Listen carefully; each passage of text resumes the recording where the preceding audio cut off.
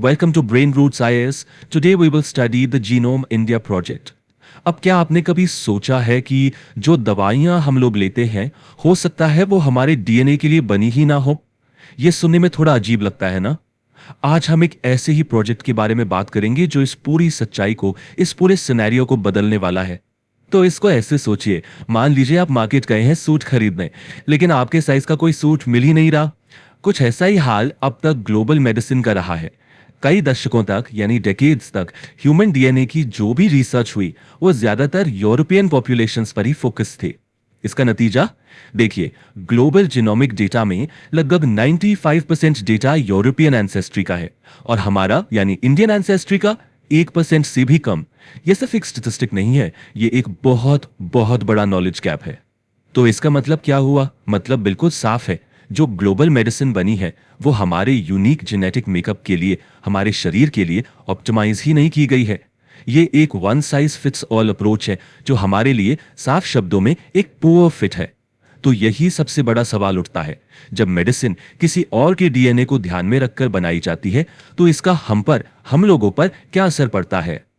और इसी core challenge का, इसी बुनियादी सवाल का जवाब देने के लिए जीनोम इंडिया प्रोजेक्ट की शुरुआत हुई। लेकिन इस प्रोजेक्ट की अहमियत को, इसकी इंपॉर्टेंस को पूरी तरह समझने के लिए चलिए पहले हम लाइफ के सबसे बेसिक बिल्डिंग ब्लॉक्स यानी हमारे डीएनए की एबीसीज, उसकी वर्णमाला को समझते हैं। तो सबसे पहले आखिर ये जीनोम है क्या चीज? इसे आप समझिए लाइफ की ब्लूप्रिंट या फिर एक कंप्लीट इंस्ट्रक्शन मैनुअल। एक ऐसी किताब जिसमें एक इंसान को बनाने और उसके हर फंक्शन को चलाने के सारे निर्देश लिखे हैं। और पता है ये मैनुअल कितनी बड़ी है? ये लिखी गई है डीएनए के 3 अरब अक्षरों से। ओके, तो अगर जीनोम वो मैनुअल है तो डीएनए सीक्वेंसिंग क्या है? ये उस मैनुअल को पढ़ने की टेक्नोलॉजी है। सिंपल, ये एक साइंटिफिक प्रोसेस है जो हमें उस 3 अरब अक्षरों वाली मैनुअल को एक एक अक्षर करके, लेटर बाय लेटर, बिल्कुल साफ साफ पढ़ने की पावर देता है। अब यहां एक हैरानी की बात है, पता है क्या? हम सब इंसान, आप, मैं, हम सब 99.9% जेनेटिकली आइडेंटिकल हैं, बिल्कुल सेम। तो फिर सवाल उठता है कि हम इतने अलग क्यों हैं? किसी की आंखें अलग, किसी के बाल अलग। जवाब उस बाकी बचे सिर्फ 0.1% में छिपा है। और इसी 0.1% के फर्क को हम कहते हैं जेनेटिक वेरिएंट। यही वो छोटा सा हिस्सा है जो हमें यूनिक बनाता है और हमारी हेल्थ, बीमारियों का रिस्क सब कुछ तय करता है। ठीक है, अब जब हम इन बेसिक्स को समझ गए हैं तो चलिए उस ग्लोबल डेटा इम्बैलेंस पर वापस आते हैं। इस गड़बड़ी को ठीक करने और हमारे 1.4 अरब लोगों का अपना जेनेटिक ब्लूप्रिंट बनाने के लिए इंडिया ने एक बहुत ही बड़ा, एक ग्रैंड मिशन शुरू किया, द जीनोम इंडिया प्रोजेक्ट यानी जीआईपी। अब इस प्रोजेक्ट का जो स्केल है वो कमाल का है। इसमें 10,000 हेल्दी इंडियंस के जीनोम्स को सीक्वेंस किया गया।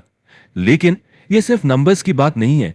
ये जो 10,000 लोग हैं ये 83 अलग अलग पॉपुलेशन ग्रुप से आते हैं जो हमारे देश की जो जबरदस्त जेनेटिक डाइवर्सिटी है उसे रिप्रेजेंट करते हैं।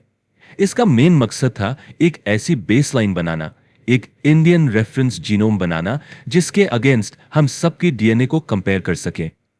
तो इतनी बड़ी एक्सरसाइज से आखिर हाथ क्या लगा, क्या मिला हमें?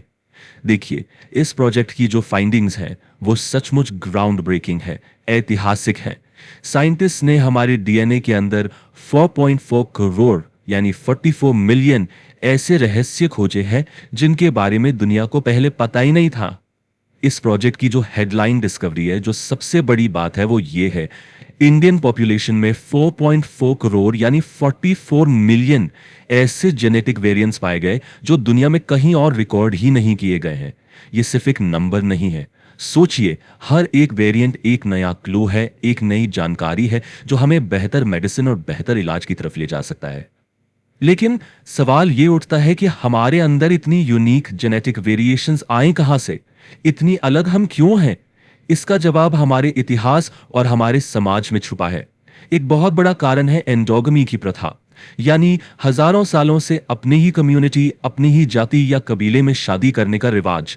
इस सोशल प्रैक्टिस ने इंडिया का जेनेटिक लैंडस्केप पूरी दुनिया में सबसे अलग और सबसे डाइवर्स बना दिया है। अब इसका साइंटिफिक रिजल्ट क्या हुआ? ये हुआ कि एंडोगैमी ने एक तरह के जेनेटिक आइलैंड्स बना दिए, आइसोलेटेड ग्रुप्स। इसको दो कॉन्सेप्ट से समझा जा सकता है। पहला है फाउंडर इफेक्ट। इसको ऐसे सोचिए, कुछ लोग एक नए आइलैंड पर जाकर बस जाते हैं। अगर उनमें से किसी एक में कोई बहुत रेयर जेनेटिक ट्रेट है, तो आगे चलकर उस पूरी आइलैंड पॉपुलेशन में वो ट्रेट कॉमन हो जाएगा। सिंपल। दूसरा है जेनेटिक ड्रिफ्ट, जहां टाइम के साथ रैंडम चेंजेस से हर आइलैंड की, हर ग्रुप की अपनी एक यूनिक जेनेटिक पहचान बन जाती है। लेकिन इसका एक गंभीर नतीजा भी है। वो ये है कि कुछ खास बीमारियां कुछ स्पेसिफिक कम्युनिटीज में डिस्प्रोपोर्शनेटली, यानी बाकी लोगों से कहीं ज्यादा कॉमन हो जाती हैं। तो इस सब इनक्रेडिबल नॉलेज का, इस जानकारी का मतलब क्या है? देखिए, ये सिर्फ एकेडमिक रिसर्च नहीं है। ये डेटा इंडियन हेल्थ केयर में क्रांति, एक रेवोल्यूशन लाने का पोटेंशियल रखता है। आइए देखते हैं कि हमारी मेडिसिन का भविष्य इससे कैसे बदलने वाला है। ये डेटा हमें मेडिसिन के एक बिल्कुल नए दौर में ले जा रहा है। अब तक हम one size fits all approach पर चल रहे थे। इसका मतलब जैसे एक ही चाबी से सारे ताले खोलने की कोशिश करना। अब हम प्रिसिजन मेडिसिन की तरफ बढ़ रहे हैं, यानी ऐसी हेल्थ केयर जो हर इंसान के लिए उसके अपने यूनिक डीएनए के हिसाब से टेलर मेड हो, पर्सनलाइज्ड। तो इसके प्रैक्टिकल बेनिफिट्स क्या होंगे? देखिए, फार्माकोजेनोमिक्स की मदद से डॉक्टर्स पहले ही प्रिडिक्ट कर पाएंगे कि कौन सी दवा किस मरीज पर बेस्ट काम करेगी और किस से साइड इफेक्ट्स हो सकते हैं। हम फाइनली ये समझ पाएंगे कि कुछ दवाइयां इंडियंस पर अलग असर क्यों करती हैं। इसके अलावा हम डायबिटीज और कैंसर जैसी बीमारियों का रिस्क पहले से और ज्यादा आसानी से पता लगा सकेंगे। और इतना ही नहीं, इससे न सिर्फ नई दवाइयों की खोज में तेजी आएगी, बल्कि ये इंडिया के पूरे बायोटेक रिसर्च इकोसिस्टम को एक ग्लोबल पावर हाउस बना सकता है। लेकिन जैसा कि कहते हैं, इस बड़ी शक्ति के साथ बड़ी जिम्मेदारी भी आती है। हमारे सामने कुछ बहुत ही क्रिटिकल चैलेंजेस भी हैं, जिनके बारे में सोचना बेहद जरूरी है। हमें कुछ गंभीर सवालों का सामना करना पड़ेगा। सबसे बड़ा चैलेंज है डेटा प्राइवेसी। ये हमारी बायोलॉजिकल आइडेंटिटी है, इसे प्रोटेक्ट करना ये सबसे ऊपर है। फिर हमें जेनेटिक फेटलिज्म से भी बचना होगा, मतलब इस सोच से कि हमारी किस्मत हमारी जीन्स में लिखी है और हम कुछ नहीं कर सकते। ये गलत है। और शायद सबसे जरूरी है इक्विटेबल एक्सेस। हमें यह सुनिश्चित करना होगा, ये पक्का करना होगा कि इस प्रिसिजन मेडिसिन का फायदा सिर्फ शहरों के अमीर लोगों तक सीमित ना रह जाए, बल्कि ये देश के हर कोने तक, हर इंसान तक पहुंचे। आखिर में यह समझना जरूरी है कि जीनोम इंडिया प्रोजेक्ट सिर्फ एक साइंटिफिक अचीवमेंट नहीं है, यह एक नेशनल एसेट है, एक सॉवरेन रिसोर्स है। यह प्रोजेक्ट भारत को अपनी हेल्थ केयर डेस्टिनी, अपना स्वास्थ्य का भविष्य खुद लिखने का मौका देता है। तो अब हमारे पास हमारे लोगों का जेनेटिक ब्लूप्रिंट है। सवाल यह है, इस ब्लूप्रिंट से हम अपने भविष्य का निर्माण कैसे करेंगे? इस नए ज्ञान के साथ जुड़ी जो बड़ी संभावनाएं हैं और जो जिम्मेदारियां हैं, वो हम सबके सामने हैं। If you found this lecture helpful, like, share and subscribe to the channel.